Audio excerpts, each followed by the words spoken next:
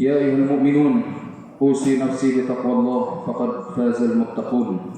قال الله تعالى في القرآن الكريم: أعوذ بالله من الشيطان الرجيم. بسم الله الرحمن الرحيم. يا أيها الذين آمنوا اتقوا الله ولتنظر نفس ما قدمت لغد واتقوا الله إن الله خبير بما تعملون. وقال أيضا في آية أخرى: يا أيها الذين آمنوا اتقوا الله حق تقاته ولا تموتن إلا وأنتم مسلمون. صدق الله العظيم. Ma'asyiral muslimin wa zumratal mu'minin rahimakumullah, hafizakumullah. Puji dan syukur marilah kita sama-sama panjatkan kehadirat Allah Subhanahu wa taala yang telah banyak memberikan keberkahan kepada kita semua dalam kehidupan ini, sehingga kita bisa melaksanakan apa yang diperintahkan oleh Allah Subhanahu wa taala dan diberikan kemampuan untuk meninggalkan segala apa yang dilarang oleh Allah Subhanahu wa taala. Dan semoga Allah Subhanahu wa taala jadikan kita sebagai hamba-hamba yang senantiasa bertakwa dengan sebenar-benarnya takwa kepada-Nya. Amin ya Allah ya rabbal alamin. Salawat dan salam semoga senantiasa tercurah limpahkan kepada baginda alam, kepada suri tauladan kita yang habibana wa nabiyana Muhammad sallallahu alaihi wasallam. Ma'asyiral muslimin wa zumratal mu'minin rahimakumullah. Ketika Allah Subhanahu wa taala meniupkan ruh kepada setiap janin yang terdapat dalam perut ibu kita, maka Allah Subhanahu wa taala mengutus dan memerintahkan malaikatnya untuk meniupkan ruh tersebut kepada janin yang sudah ada di dalam perut seorang ibu. Fayanfukhu fihi ruh. Maka ketika itu Allah Subhanahu wa taala meniupkan dan menentukan ada 4 perkara yang Allah Subhanahu wa taala telah tentukan saat 4 bulan usia kita masih di dalam kandungan seorang ibu. Fayanfukhu fihi ruh. Maka ketika itu Allah Subhanahu wa taala memerintahkan, tiuplah ruh tersebut kepada janin. Maka ketika itu Allah Subhanahu wa taala bi arba'i kalimati. Ada 4 kalimat atau ada 4 keputusan atau ada 4 yang sudah ditentukan oleh Allah Subhanahu wa taala. Yang pertama adalah bikatbi rizkihi, yaitu rizkinya. Rizkinya banyak atau sedikit itu relatif, tergantung bagaimana menyikapi kita terhadap rezeki tersebut. Ada yang bingung untuk mencari rezeki atau menjemput rezeki, ada juga yang bingung untuk mendistribusikan atau menyampaikan ini rezeki harus disampaikan kepada siapa. Kadang orang yang tidak punya uang bingung, orang yang punya uang pun bingung. Dan ternyata Allah Subhanahu wa taala telah memaktubkan bahwa rizki yang ada di dalam diri kita atau rizki yang diberikan kepada diri kita itu adalah rizki yang cukup, bukan rizki yang berlebih.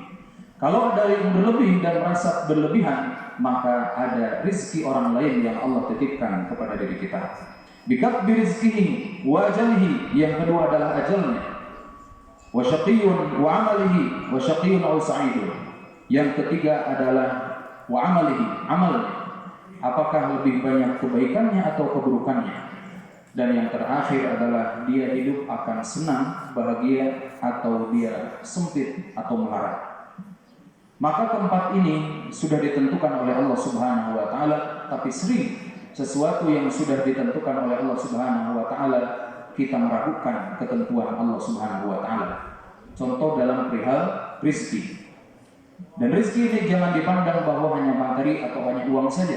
Tapi ketika Allah Subhanahu wa taala menganugerahkan mata yang masih bisa awas atau masih bisa melihat dengan jelas tanpa memakai alat bantu kacamata, ini adalah rezeki dari Allah Subhanahu wa taala. Ma'asyiral muslimin wa zumratal mu'minin rahimakumullah.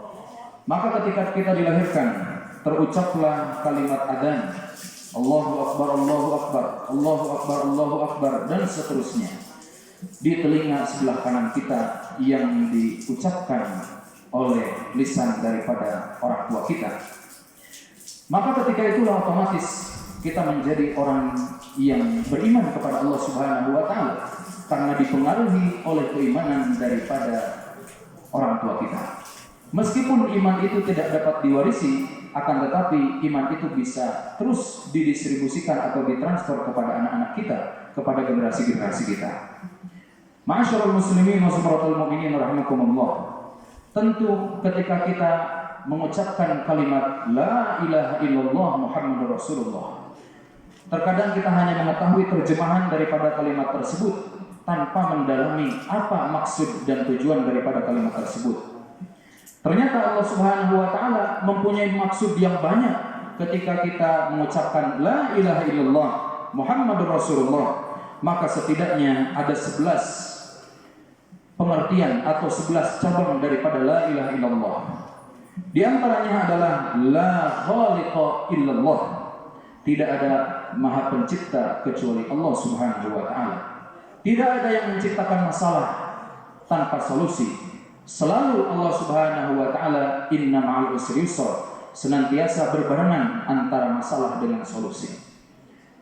Ketika kita mempunyai banyak masalah namun sulit untuk menemukan solusi, mungkin ada satu hal yang mengganjal terhadap masalah tersebut. Mungkin apakah dosa kita, ataupun kesalahan kita, atau kedoliman yang senantiasa kita perbuat terhadap orang lain, atau sikap kita yang kurang baik. Kalaulah ternyata setiap masalah dihadapi dengan positif, dengan pikiran yang baik, maka niscaya Allah Subhanahu wa taala akan memberikan solusi dari setiap masalah-masalah tersebut. Tapi kalau ternyata Allah Subhanahu wa taala berikan ujian, tapi langsung berpikir rungsing, bingung dan lain sebagainya, maka Allah Subhanahu wa taala akan mendatangkan kebingungan-kebingungan yang lain. Ma'asyiral muslimin wa sumratul mu'minin rahimakumullah. Tentu ketika kita mengucapkan la ilaha illallah, maka ada 2 rukun yang harus kita perhatikan di dalam kalimat la ilaha illallah, la ilaha illallah Muhammadur Rasulullah. Yang pertama adalah an-nafyu, yaitu meniadakan.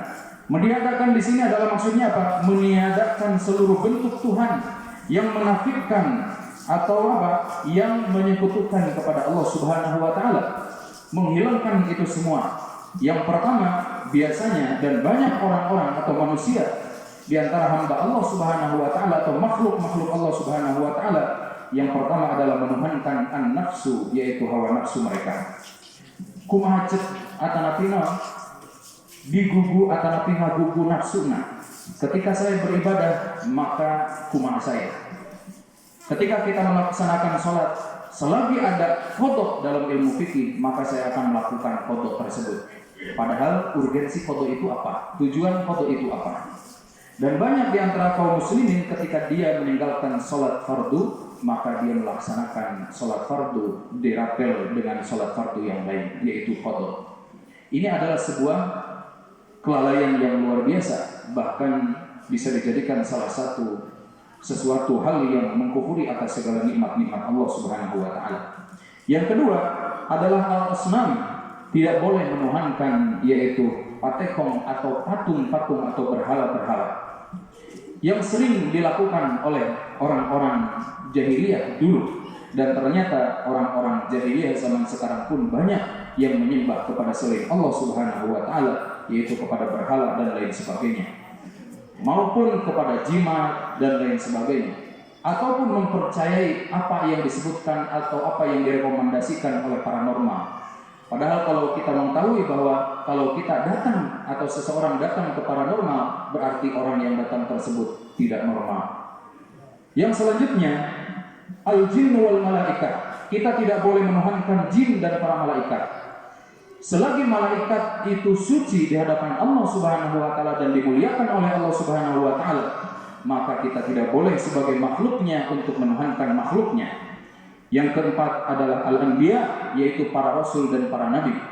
Dan ingatlah bahwa sejarah menyebutkan ada beberapa sahabat Rasulullah SAW ketika ditinggalkan oleh Rasulullah SAW wafat, ada beberapa sahabat yang tidak percaya akan wafatnya Rasulullah SAW.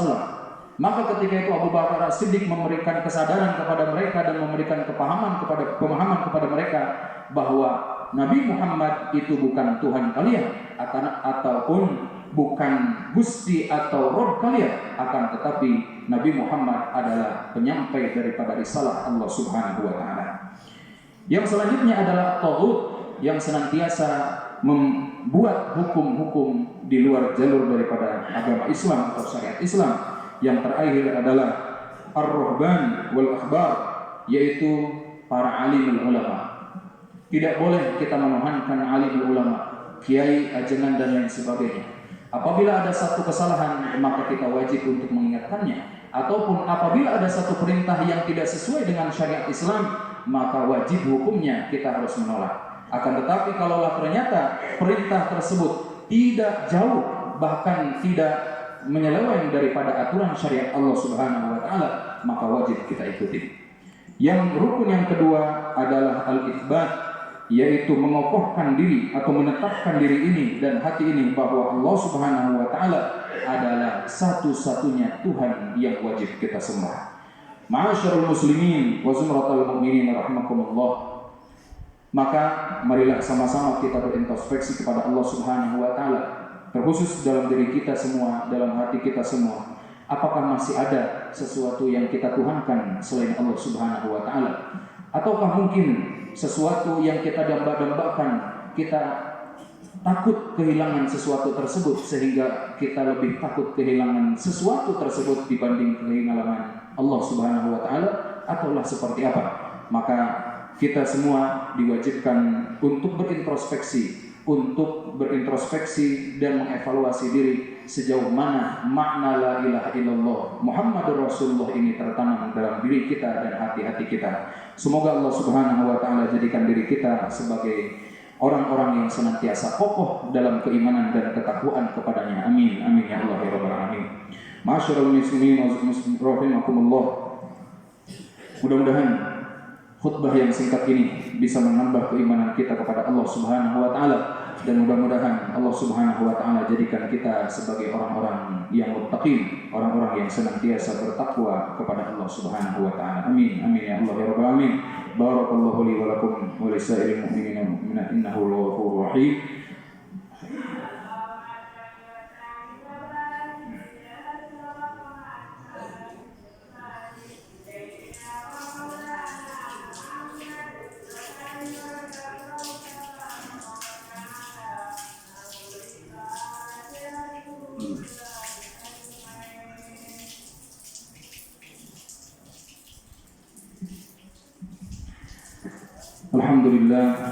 Alhamdulillah nahmaduhu wa nasta'inuhu wa nastaghfiruhu wa na'udzu billahi min shururi anfusina wa min sayyiati a'malina may yahdihillahu fala mudilla lahu wa may yudlil fala hadiya lahu. Asyhadu an la ilaha illallah wahdahu la syarika lahu wa asyhadu anna Muhammadan abduhu wa rasuluhu la nabiyya wa la rasula ba'dahu.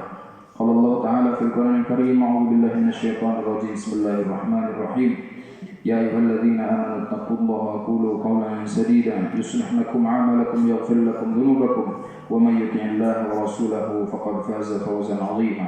وقال أيضا في آية أخرى إن الله وملائكته يصلون على النبي يا أيها الذين آمنوا صلوا عليه وسلموا تسليما. اللهم صل على سيدنا محمد وعلى آل سيدنا محمد كما صليت على سيدنا إبراهيم وعلى آل سيدنا إبراهيم وبارك على سيدنا محمد وعلى آل سيدنا محمد كما باركت على سيدنا إبراهيم في العالمين إنك حميد مجيد. آمين آمين يا الله يا رب العالمين.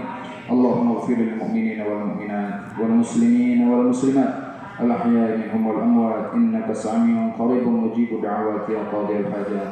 اللهم ادفع عنا الغلاء والوباء والفحشاء والمحن ما ظهر منها وما بطن من بلدنا هذا إندونيسيا خاصة ومن سائر البلدان المسلمين عامة يا الله يا رب العالمين. ربنا لا تزغ قلوبنا بعد إذ هديتنا وهب لنا من لدنك رحمة إنك أنت الوهاب. اللهم أرنا الحق حقا وارزقنا اتباعه وأرنا الباطل باطلا وارزقنا اجتنابه برحمتك يا أرحم الراحمين. ربنا آتنا في الدنيا حسنة وفي الآخرة حسنة وقنا عذاب النار وادخلنا الجنة مع الأبرار. ربنا آتنا في الدنيا حسنة وفي الآخرة حسنة وقنا عذاب النار. سبحان ربك رب العزة عما يصفون وسلام على المرسلين والحمد لله رب العالمين.